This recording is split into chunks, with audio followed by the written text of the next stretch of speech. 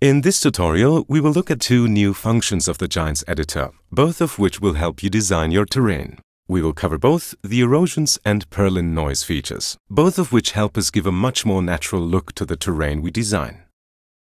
First, open the Terrain Editing panel via Menu, Window, Terrain Editing. Then click past all the categories we don't need and open the one marked Noise. This category is divided into 5 parameters.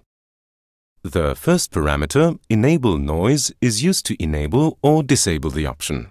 When enabled, random variations arise in our brush as we paint the terrain.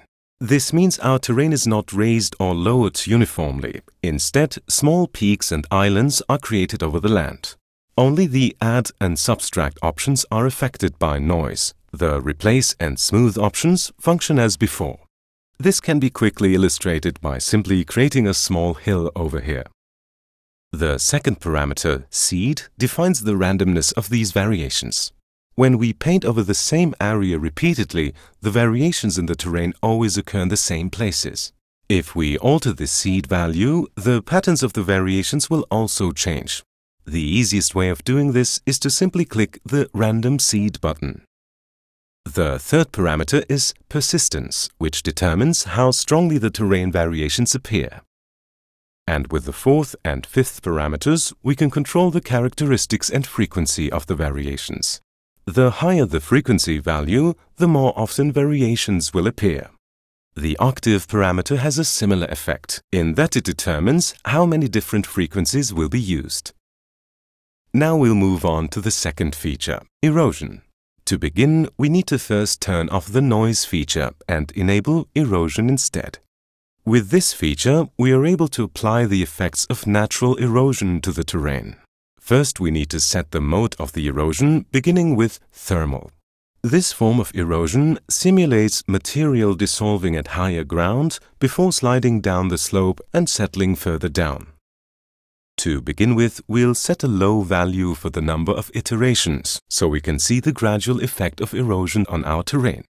Minimum slope is a critical value for the terrain, as it sets how steep a slope must be before erosion can occur. With a very small value, the effects will be similar to that of the smooth option, so we'll choose a rather large value. Blend amount defines how much material will slide down the slope during erosion. The higher the value, the more material will be moved. With these current settings, we can then compensate for the uneven plane to a degree. However, the terrain still retains its overall structure and is not just evened out as it would be had we used the smooth option instead. The final effect we'll be looking at in this tutorial is the hydraulic option and the effect this has on the terrain. To do this, we first need to undo the changes we made to the terrain with a thermal effect. This can be done quickly by repeatedly pressing Ctrl-Z. Hydraulic simulates the effect that flowing water has on the terrain. In other words, it erodes part of the terrain in one area and deposits it in another. As before, we will set the number of iterations to a very small number in order to illustrate its gradual effect.